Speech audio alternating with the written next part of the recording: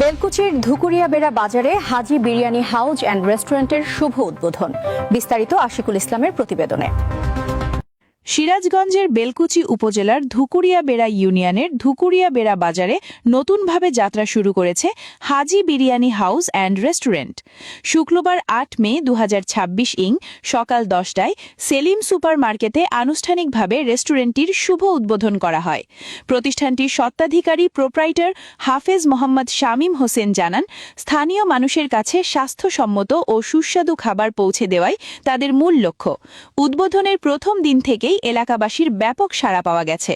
রেস্টুরেন্টটিতে বিরিয়ানি, শাহী মোরগ পোলাও, বিফ তেহারি, মাটন কাচ্চি, ভুনা খিচুড়ি, বোরহানি, গরুর লাল ভুনা, গরুর কালো ভুনা, হাঁসের মাংস, গ্রিল, স্পেশাল নান রুটি ছাড়াও সকালের নাস্তা ও দুপুরের খাবারের বিশেষ ব্যবস্থা রয়েছে।